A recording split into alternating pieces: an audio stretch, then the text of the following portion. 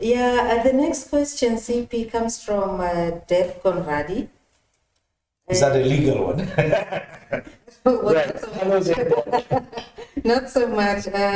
Mr. Dirk is asking, what mechanisms are in place to ensure that Namibia and Namibians will be prioritized? I suppose this is when IPC is in government. The first thing that we need to understand is this, that it's nothing to do with IPC. It's all based on our constitution. Article 1, sub-article 2 of the Namibian constitution says that all power shall be vested in the people of Namibia, who shall exercise their sovereignty through democratically elected institutions. So all institutions in Namibia must understand that they've got delegated power and they are accountable to the people of Namibia. Absolutely. It's first of all Namibians, and then we'll look at everybody else.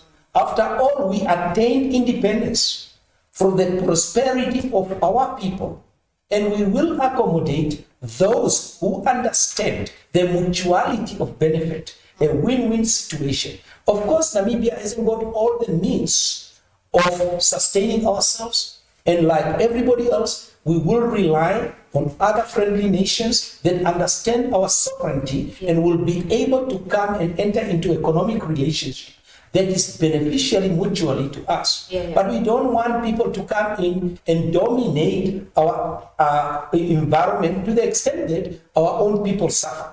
If you cast your eyes to the north of this country, and if you cast your eyes to the south of this country, tell me, how many people in Karas, indigenous in Karas and in Harda, have been beneficiaries of tenders that has been allocated by government to be able to create jobs in the south, in Kietmans, in Sarahaibes, Kahatsus, in Koes, in Arab.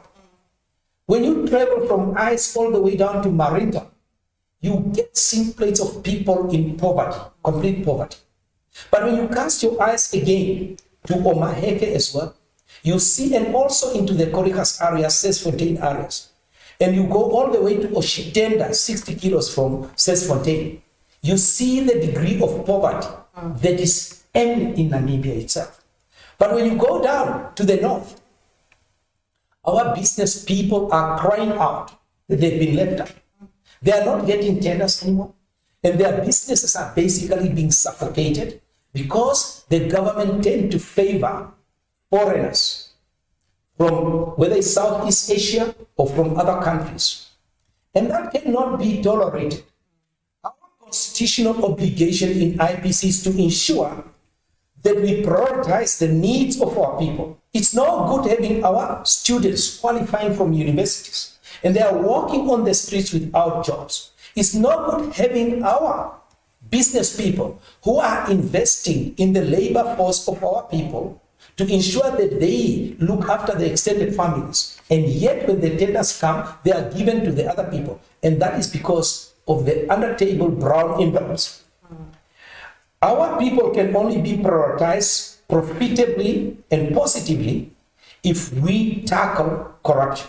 At the moment, corruption is so endemic in the Namibian government administration, to the extent that we will have a task to eliminate all of that, to make sure that when we are allocating tenders, when we are giving jobs, we give the jobs to the Namibian people, first of all. And there are quite a legitimate way of providing regulations that prioritizes the empowerment of the people of Namibia first, before we empower others. Not that we are going to be discriminatory. However, we will be meritoriously empowering our people, and our people should not take it for granted that you are a Namibian, therefore you will be entitled to a job. We will have to work hard in order for us to have a growing economy in a new model. We need to make sure that we educate and give our people skills.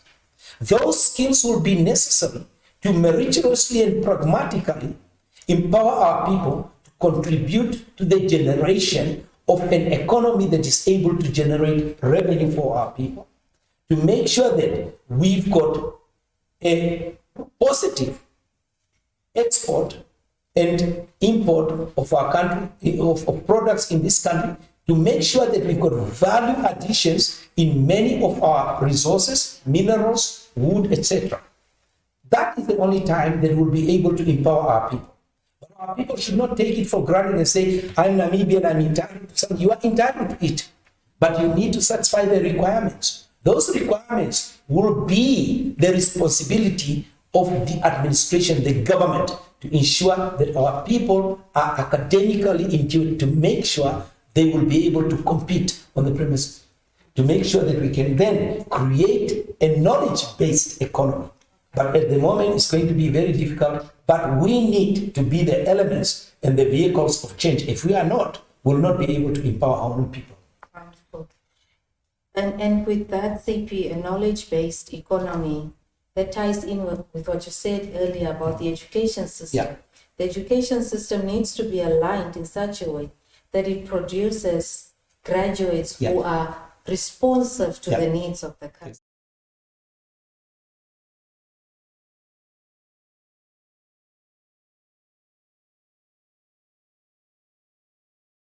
The next question from Mr. Conradie says, what mechanisms are in place to bring about economic development for Namibia and its people? You briefly touched on it. The question is, which mechanisms are in place? Yes. Is it at the moment with the Namibian government, which I don't think so. No. A lot of experts has been brought in by the Namibian government to produce massive documents, and they are probably lying down the cover and dust there. There is no mechanism visible having results indicating a mechanism of economic growth has been in place. If there was a mechanism that is actually implemented productively, we would have seen the results. We haven't seen the result over the 10 years. If you find a government that is borrowing, it's because it's got no way of generating revenue. And then when it runs out of borrowing, then it starts auctioning our resources, fish, diamonds, minerals, mining rights, and everything else. Once you get a government going into that situation, it's looking for funds. And once you start getting into that situation, it's the highest bidder. It's no longer the Namibian, so you cannot enter it in your prioritization question. You cannot prioritize Namibians because we don't have the capital. The moment you start auctioning assets, auctioning resources of a nation, you start betraying the nation. Absolutely. And at the moment, yes, a lot of governments and a lot of countries rely on international funding, international capital investment. But at the moment, because of the corrupt nature of the political elites in Namibia, the capital, owners of capital, the economic elites there, are very much worried about what is taking place here because there's too much corruption. Many of them are keeping their money and saying that, I would rather, even if there's any mechanism, I would rather not invest now in Namibia. I'll wait until there are policies conducive to economical growth. Because any investor that wants to come into Namibia wants to come and invest and get something out of it. Many of the investors cannot invest in long-term investments because they are uncertain of the short-term instability in the current administration, specifically and so much so influenced by the corrupt nature in which our revenue is going down the drain. So the political elites are the ones that are stopping capital investment in this country. Now, we will need to create mechanisms. The first thing is this: we are 104 with ease of making business compared to 88 in Botswana. It's easier to go to Rwanda and set up a company, even online, within hours. But it takes weeks to set up a company in this country. There are investors that want to go and run the green schemes, but it will take the bureaucracy, the red tapes, before you can actually invest. And a lot of people will come in wishing to invest because of some degree of political stability. But when they come here, they're bogged down to the bureaucracy. We should create mechanisms where you come into a one-stop shop for everything else and be able to get a PTY registered within 5 days. And that will be able to encourage investors from around the world to say, yes, Namibia will be the green field of Africa. Let me go invest. We've got it all. got a small population, a large country, endowed with minerals, a workforce that will come to the extent that when we educate our people, we'll have to import a workforce into this country.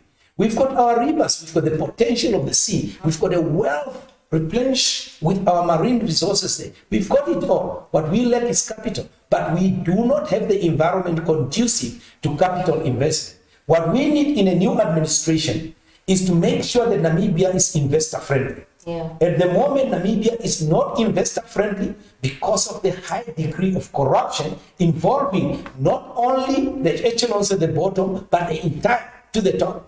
And as a consequence of that, where ministers are involved in corruption, no sensible investor will come to a country where the decision makers themselves are also the thieves looting the coffers of the treasury. So as a consequence of that, our mechanism must involve as a critical essence the elimination of corrupt officials. And we should be able to make sure that no officials are corrupt that are fielded by IPC. That's why IPC is completely strict that any indication of a corrupt tendency in any of our legislators that we have fielded in the local authorities will be dealt with swiftly, severely, and make sure that all our councillors will know that they are in there to serve the people and not in there to be at the queue of acquiring land, housing, or work.